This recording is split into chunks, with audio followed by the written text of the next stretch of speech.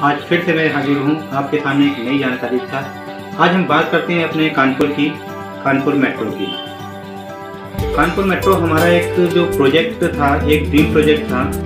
जो कि आज की डेट में साकार हो चुका है। आज हमारा मेट्रो का काम जिस गति से चल रहा है, तो उस गति से आज की डेट में कोई भी परियोजना जो लागू की गई है, कोई भी पूरी तरीके से फलीभूत नहीं हुई है। लेकिन हमारे मेट्रो का जो भी काम स्टार्ट हुआ, आज साल भर के अंदर अगर हम इस चीज़ को देख रहे हैं, तो मेट्रो का काम इतना तेज हुआ कि आज हमारे जो भी मेट्रो है, वो हमारी इसका जो ट्रायल था वो भी सफल रहा। हमारे जो मुख्यमंत्री योगी जी थे, उन्होंने इसका ट्रायल किया था। इसका ट्रायल नवंबर में हुआ था और आज हमारा दिसंबर में 29 दिसंबर को हमारे मुख्यमंत्री जी माननीय मोदी जी हमारे जो है इसका उद्घाटन करेंगे और उस दिन से हमारी ये मेट्रो दौड़ने लग जाएगी। अभी तक जो हमारा मेट्रो का जो पहला चरण है वो IIT से लेकर हमारा मोती झील तक का है, और मोती झील तक आते आते हमारे जो परियोजना है वो आगे दूसरे चरण की स्टार्ट हो गई है और उस पर अभी काम पूरी तरीके से चल रहा है। आपको बताते चलें कि ये परियोजना हमारी जो है IIT से लेकर रामा देवी तक है, जिसमें प्रथम चरण का कार्य IIT से लेकर मोती झील और मोती झील से लेकर रामा देवी तक प्रस्तावित है। तो दूसरे चरण का कार्य जो है आज हमारा चल रहा है और वो भी बहुत तेज़ी से चल रहा है, और आने वाले समय में दूसरा चरण भी इसका स्टार्ट हो जाएगा। लेकिन जो प्रथम चरण हमारा IIT से लेकर मोती झील तक का जो है वो करीब करीब तैयार हो चुका है, और उस पर हमारा जो ट्रायल हो चुका है वो भी सफल रहा है, और बीच बीच में कंटिन्यू इस समय ट्रायल चल रहे हैं, ताकि कोई भी अगर कोई दिक्कतें आ रही हों उसको चलने में या बीच में, तो उसको सुधार किया जा सके। लेकिन आज की जो रिपोर्ट है उसमें ये दे दिया गया है कि अभी तक जितने भी ट्रायल हुए हैं वो सारे सफल रहे हैं और कोई भी परेशानी इस बीच में नहीं आई हुई है। इसमें चलेंगे, मतलब कि 3 डब्बे लगे हुए हैं और 3 ही डब्बे भी चलेंगे। आगे आने वाले समय में ये डिब्बों की संख्या बढ़ भी सकती है। तो बताते चलें कि जब हमारी कानपुर मेट्रो जो स्टार्ट हो जाएगी 29 तारीख के बाद से, तो लोगों की सहूलियतें बहुत कम हो जाएंगी, जो कि मतलब लोग जो अपने गंतव्य पहुंचने में उनको बहुत दिक्कतें होती थी, वो उनके लिए बहुत ही कम समय में अधिक से अधिक दूरी तय करने में होगी। अगर हम बात करते हैं IIT से अपने मोती झील की, तो करीब इसको IIT से लेकर मोती झील तक मेट्रो को केवल अपनी अगर स्पीड पे चलती है, 80 किलोमीटर की स्पीड अगर चलती है, तो करीब करीब उसको 15 मिनट ही लगेंगे, जो कि वो IIT से मोती झील पहुँच जाएगी। और अगर हमें यही सफ़र अगर हमें ऑन रोड अगर तय करना पड़े, तो करीब करीब हमको पौन घंटा भी समय लग जाएगा। उसका रीज़न ये है कि उसमें हमें बीच में बहुत सारे जाम भी मिलेंगे, कुछ क्रॉसिंग मिलेंगी जहाँ पे अक्सर जाम लगा रहता है,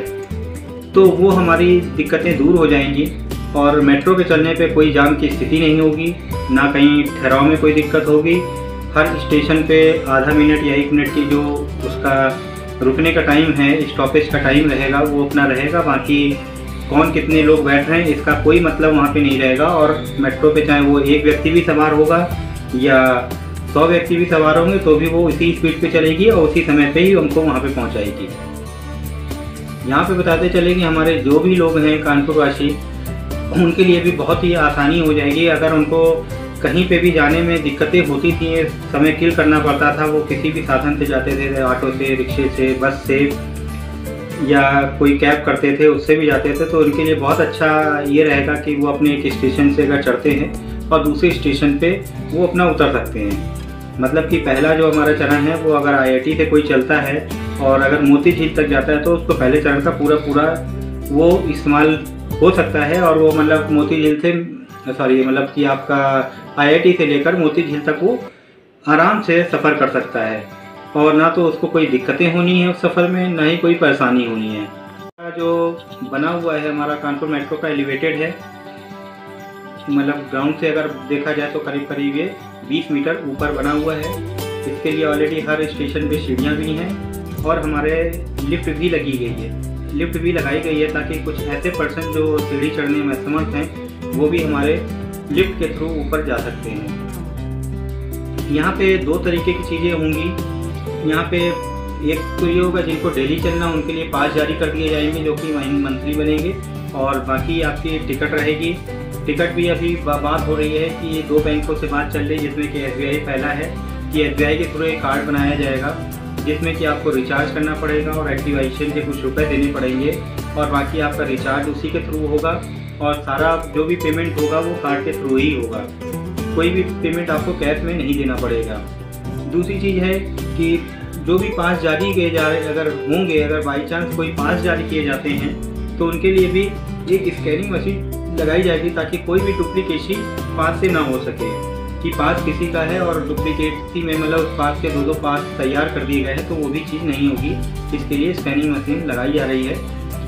तो सारा सिस्टम हमारा कैशलेस रहेगा। तो इसमें हमें एक ATM की तरह कार्ड इशू किया जाएगा जो कि सबसे जो बड़ी हमारी बैंकिंग कंपनी है SBI, वो इस कार्ड को जारी करने की मुहिम चला रही है और वही हमारे कार्ड को जनरेट करेगी, जिसमें कुछ हमारा एक्टिवेशन का भी पेमेंट जाएगा कि अगर आप कैंसिल जब कराएंगे या कार्ड को अपने क्लोज कराएंगे तो पेमेंट आपको वो कुछ कट के आपको पैसा वापस मिलेगा। नहीं तो वो कार्ड आपका हमेशा काम करता रहेगा, बस आपको उससे रिचार्ज करना है। रिचार्ज के लिए आपको उसमें हमारा किसी भी माध्यम से आप उसको रिचार्ज कर सकते हैं, चाहे वो पेटीएम से थ्रू हो, चाहे गूगल पे थ्रू हो,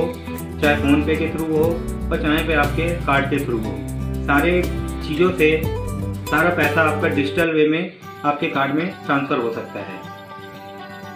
वैल्यू डलवा देता है एक्टिवेशन के बाद, तो उसको वो कहने का मतलब है कि एक स्टेशन से अगर दूसरे स्टेशन अगर उसको जाना है, मतलब कि अगर आपका पहला स्टेशन अगर IIT है तो दूसरा हमारा कल्याणपुर पड़ेगा, तो कल्याणपुर तक के लिए उसको 10 रुपये पे करने पड़ेंगे। तो जब वो कार्ड की एंट्री वहाँ कराएगा तो उसके 10 रुपये 100 में से आपके डिडक्ट हो जाएंगे और 90 रुपये उसके बाद बचेंगे। वो अपने पैसों को उसी रूप में जितनी वो जर्नी तय करता है वो उसी हिसाब से उसको अपना पैसे को या अपने वॉलेट से वो पैसा खर्च कर सकता है। जिस समय आपका अकाउंट ज़ीरो हो जाएगा तो उसको फिर से उसी वॉलेट को फिर से एक बार रिचार्ज कराना पड़ेगा ताकि वो आगे के सफ़र को कर सके। लेकिन इसमें एक चीज़ और भी हो रही है, जिनको पर डे अपना रन करना है, वो अप एंड डाउन करना है, तो उनके लिए ऑलरेडी दूसरी सुविधा रहेगी जो कि अभी चल रही है इसके बाद, और वो जितनी जल्दी सॉल्व हो जाएगी तो उसमें उनके हर महीने के कुछ ना कुछ ऐसा स्कीम होगी जो कि इसके थ्रू आपको रिचार्ज कराना पड़ेगा और पर डे आप उससे अप एंड डाउन कर सकते हैं। तो ये उनके लिए अच्छा रहेगा जो वर्किंग में हैं लोग, मतलब किसी फैक्ट्री में काम कर रहे हैं या ऑफिस वर्किंग वाले